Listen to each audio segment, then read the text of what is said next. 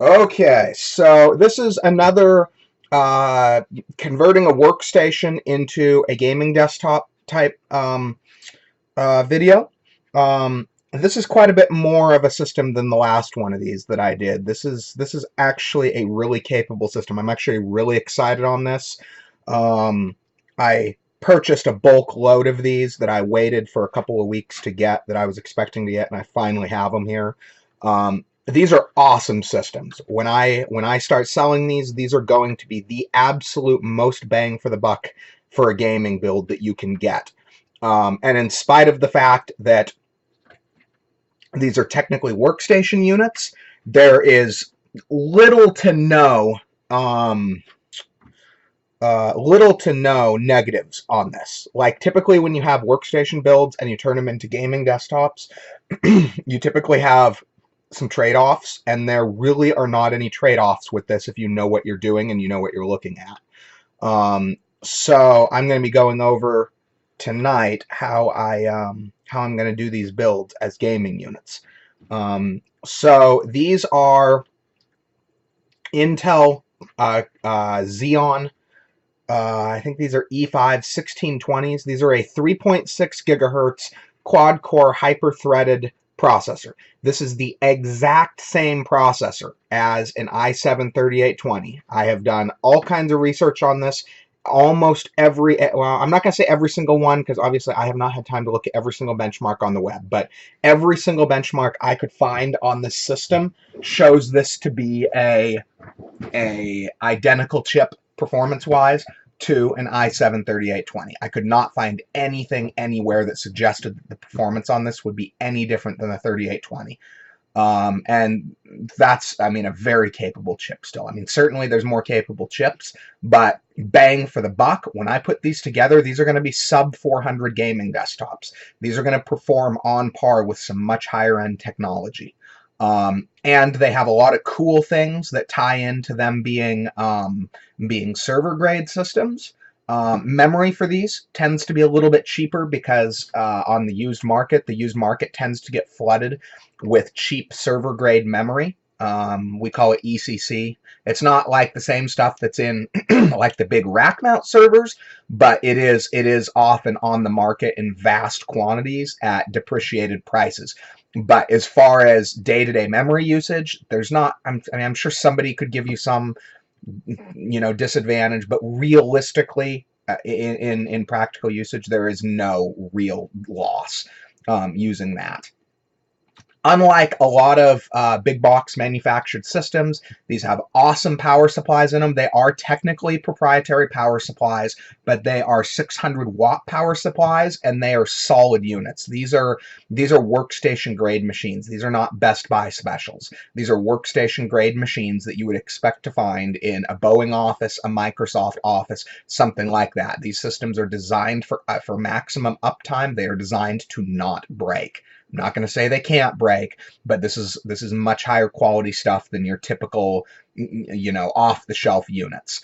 A lot of people ask, well, if that's the case, why don't people game on them normally? And the main reason is this kind of technology, even though it's similar performance, it's designed for a different purpose and costs a lot more new than consumer grade technology. So typically people just don't use it for that. But now that the stuff is affordable and you're getting it off of decommissioned offices and studios and stuff, it's affordable technology, and we can adapt it for this usage.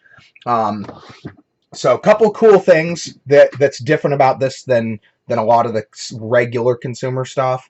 So it does have power supply support. I can't really grab it, but it does have dual 6-pin power supply support, and the wattage justifies using additional adapters for even more powerful video cards if you see fit, which in this particular case, I'm going to be using the 2 6-pins to create one 8-pin, and then an additional adapter for another 6-pin for a more powerful video card. Another cool thing with this is that, let me pull this out here.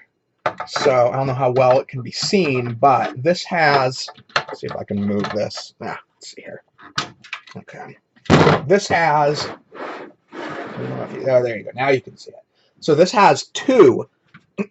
So this is the For anyone that knows what X79 is, this is the server grade variant of X79. It's something called a C602 chipset. It's very similar to an X79 chipset, but it's designed more for servers and workstations versus overclocking and gaming. But again, now that stuff's affordable, we can use it for some of that. You're not going to be overclocking on this, but aside from that, it's with the right chip, it's pretty much the same capability. With these 8 slots, I probably should have checked the specs. I know it'll take at least 64 gigs of RAM. I'm going to guess that the spec will allow up to 128, but I could be wrong on that. I'll have to look at the spec on it. But I mean, nobody that needs this level of hardware or a gaming machine is going to need more than 32 gigs of RAM before this machine is completely obsolete. This will be completely obsolete before you need more than 32. Not to say you'll never need more than 32, but this you'll be upgrading before you need more than 32. Pull a little bit of dust out of there. It's got USB 3.0. It's got dual video card slots, which most people don't need anymore. Typically you buy a more powerful single card. Most people aren't doing multi-card configurations. It's really more an advantage for like I did. I configured one of these earlier today for a buyer that needed quad monitor support, and the quickest, cheapest way to achieve that was 2 low-end video cards. Just to make it as cheap as physically possible for him, because he didn't need any performance whatsoever on the outputs. He just needed four total 1080p displays, which isn't saying a whole lot.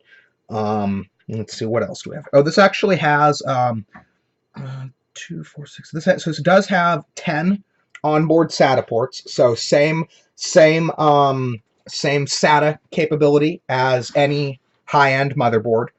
Literally the only thing you're not getting on this is high-end overclocking capability, which, I mean, do you really need more than a 3.6 gigahertz i7? I mean, not for gaming. You might find for some purposes, but for gaming, you're better off putting more video performance in.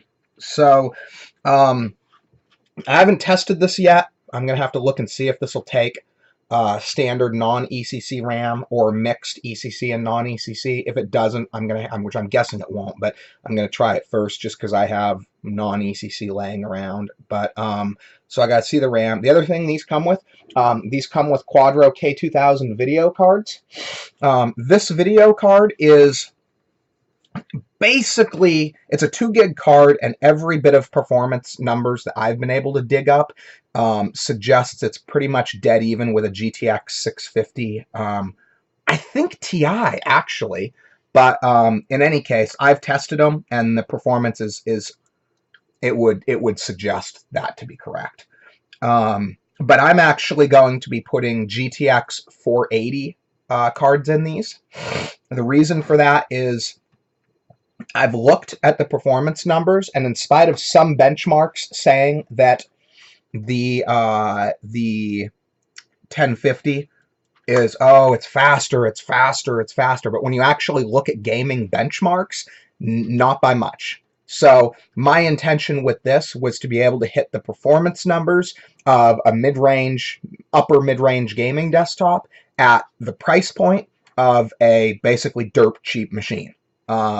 And it's got as much or more upgradability as any gaming desktop of this generation tech, and you typically won't see people selling gaming tech at this spec at the price this is going to go for. I mean, this is going to be a sub $400 machine. I don't know how far sub, but this machine, when I am done, when I go to sell these, even with video cards, 16 gigs of RAM, completely set up, these are going to get sold for less than $400, and they're going to game on par with a lot of systems that are sometimes double that. I mean, you can find a better deal than double if you really dig, but a lot of systems I see will be close to double the performance or the price of this for similar performance, and a lot of those machines are going to be less upgradable than this.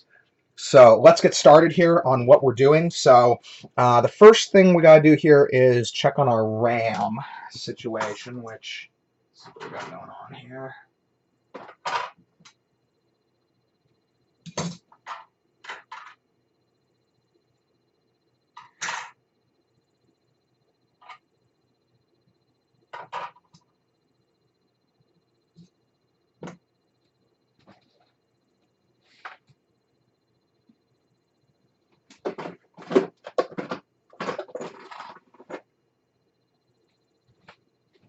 So the first question is, can I use a mix of ECC and non-ECC? Again, I'm going to guess the answer is no, but if I'm lucky, the answer will be yes, and it'll...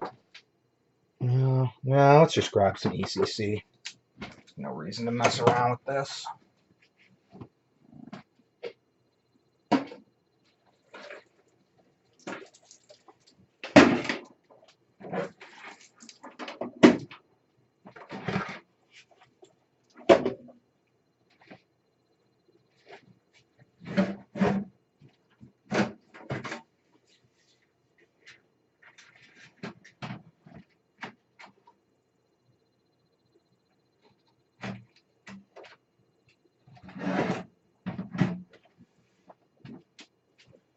So we have another 4 gigs. Most of these came with 16 gigs in them, but I had to use 2 sticks out of this unit as a quick upgrade for a unit for a buyer earlier today, so I had to grab a little more RAM for this one out of another machine.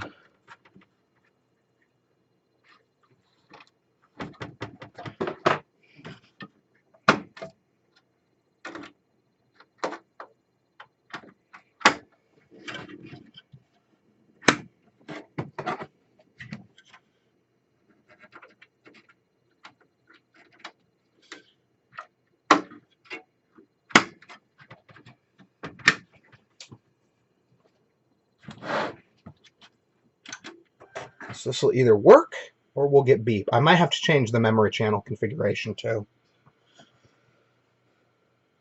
And of course, it's also possible it will just work. Oh, looks like it's actually just going to work for me.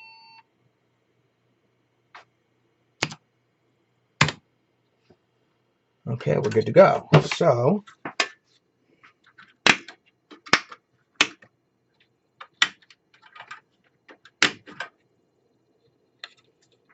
put this back in. So it's actually got a, this is actually kind of a cool little device. It's a memory fan, which you don't really see on a lot of consumer grade consumer grade systems. And sometimes you'll see it on like high-end memory will come with them, but it's not something you really see on this kind of machine very much. Okay, that snaps into place. And then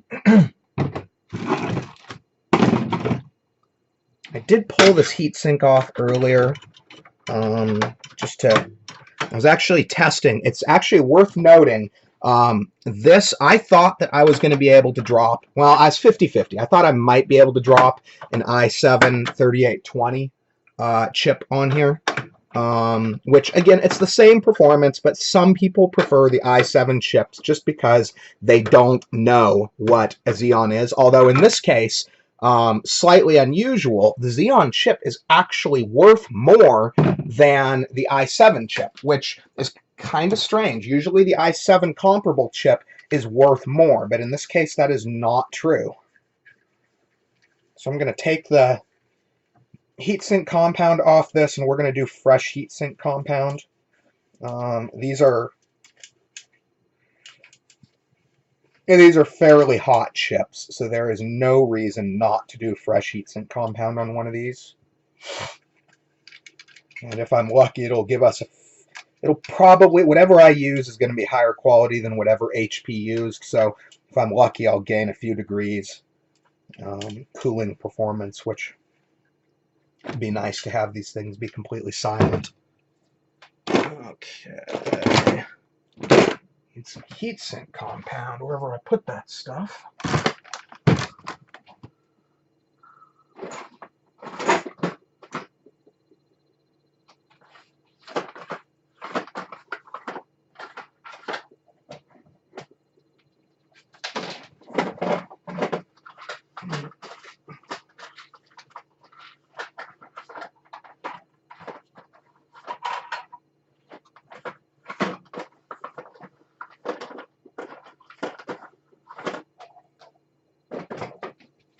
Apparently my heatsink compound is AWOL. guess we'll use our... This is going to take a lot of heatsink compound. I don't know how well that's visible, but that's not a normal sized chip. It's probably, I don't know, close to double the size, the actual square inch size of a normal chip.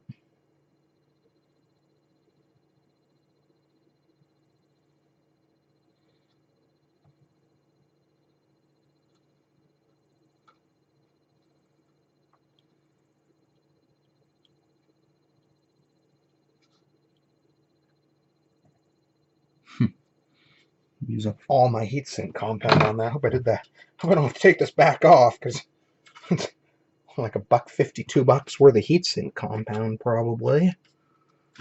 Okay.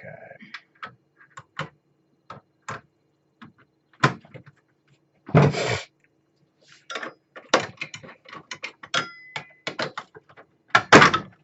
these are actually fairly clean units too on the inside, just because that's a little different than I wanted, but they're not actually that old. Usually when you get this workstation grade tech, it's usually a little more obsolete than this. And this stuff, I mean, it's not the latest and greatest, but I really would not define this as obsolete tech. You look on eBay, there's a reason why the X79 chipset versions of these boards still go for many hundreds of dollars in most cases.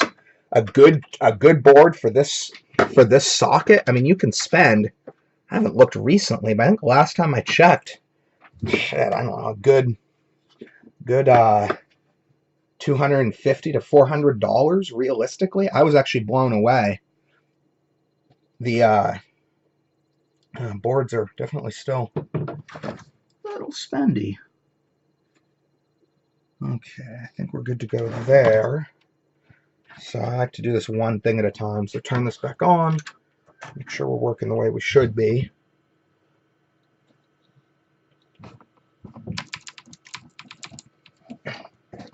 So I'm going to configure these with dual 500 gig drives. I know a lot of people like SSDs, but my real goal with these systems is maximum gaming performance, minimum price. And the fact is, as much as it's nice to boot up faster, the vast majority of the games will not run at higher frame rates because you have an SSD.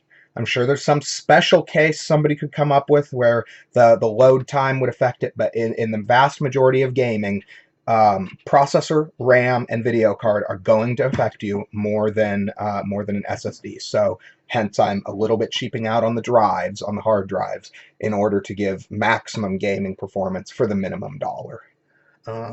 Not to mention, typically on a system in this price range, even if you have an SSD, it's only going to be your boot drive, and your large game files are still going to be on the hard drive anyway. So there's that. So the next thing we're doing is pulling this Quadro card out.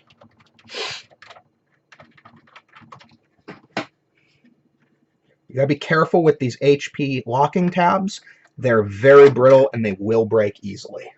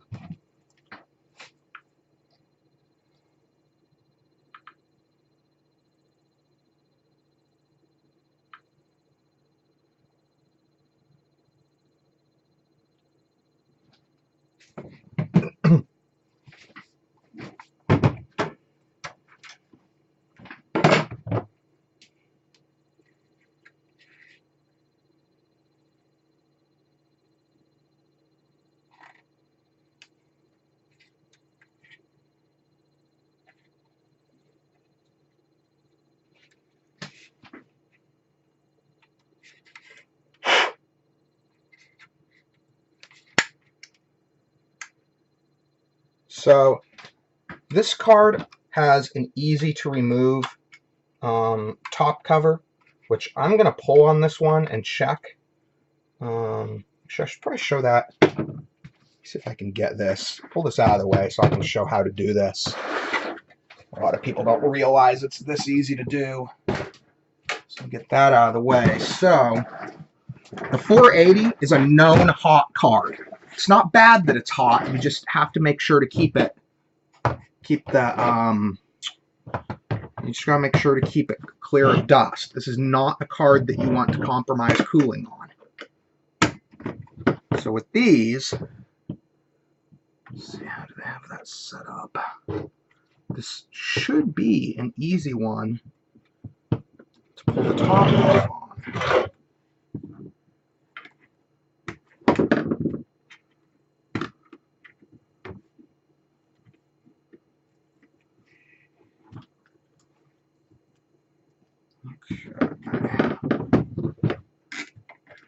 So the way that it works is you can clearly see tab, tab, tab. They're absolutely obvious when you're holding the card in your hand. And literally the whole plastic shroud, I think is the word for that, pops off. Okay, so this one has a good bit of dust built up on it. So, let's see here.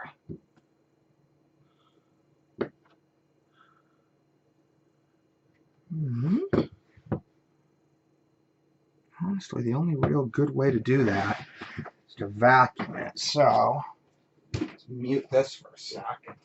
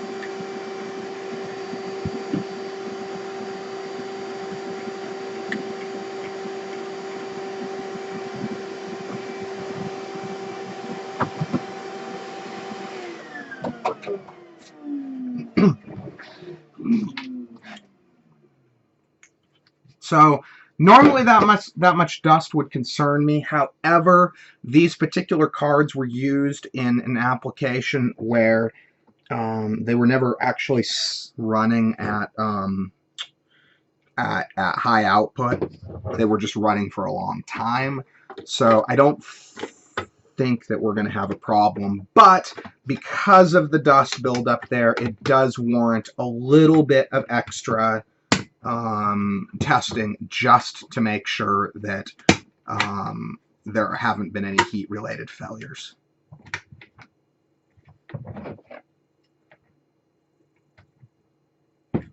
Let's see here.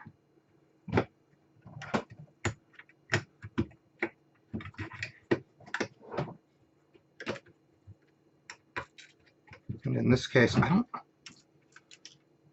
think there probably were, but it's worth it to check just to make certain.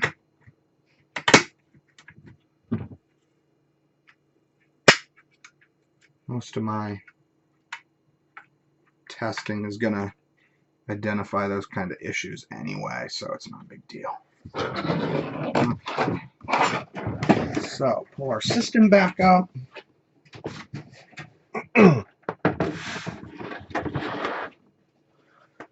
And chances are, if the video card is failed as a result of heat damage, we're going to get signs of that damage pretty darn close to immediately. So this is either going to work or be a really short ride.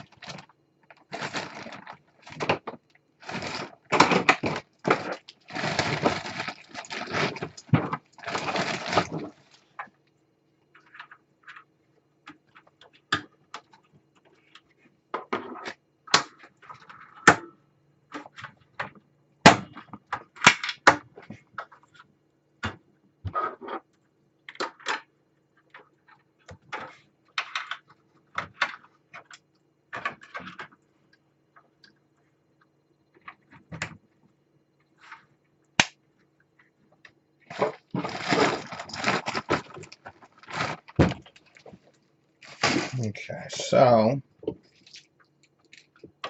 first thing we do is see if we get a sign of life here.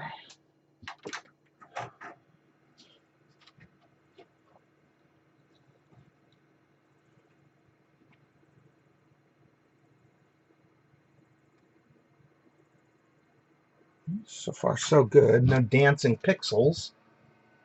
Let's see what we get. So realistically, you can get a good idea when you first turn a machine on. But the simple fact is, until you've loaded Windows and game tested, I don't even trust benchmarks like 3D Mark 11. It's a great tool to get an initial, heartbeat, but I have seen a lot of systems that have run 3D Mark, even 3D Mark on extended loop runs. Like we're talking 6-8 hours straight. I have seen that happen and then had the video card still turn out to be defective. I honestly find that the only way to really do this is to actually game test it and to game test it for hours. I sell systems, I've mentioned this before, I sell systems and deliver them, and I go all over my state that I live in. So I got to know that these systems work before I deliver them out. I cannot risk a blue screen or some sort of preventable failure when I'm on site at a customer location. That's just a waste of my time and a waste of theirs. So, got our thumb drive in. Let's see if we can do a Windows load on this sucker.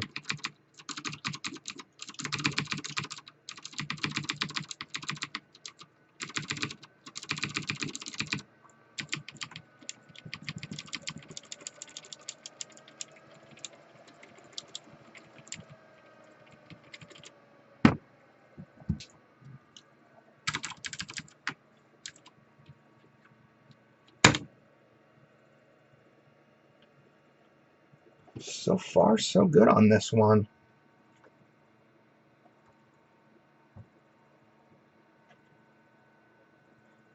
So this has, again, a ton of expansion capability. It has 1, 2, 3, 4 total PCIe.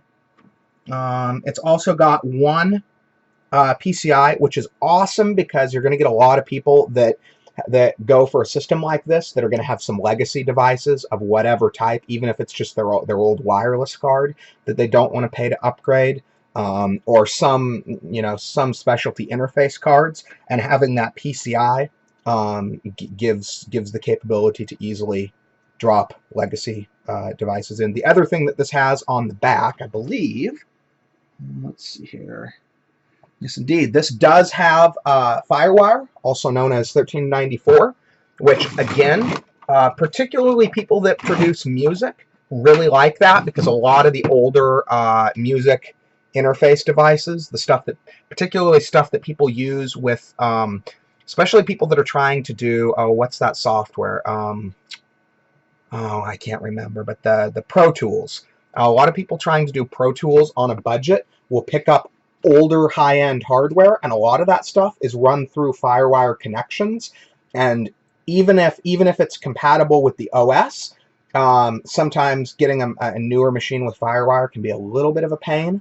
You can usually get a card, but it's definitely easier to have it built in to begin with.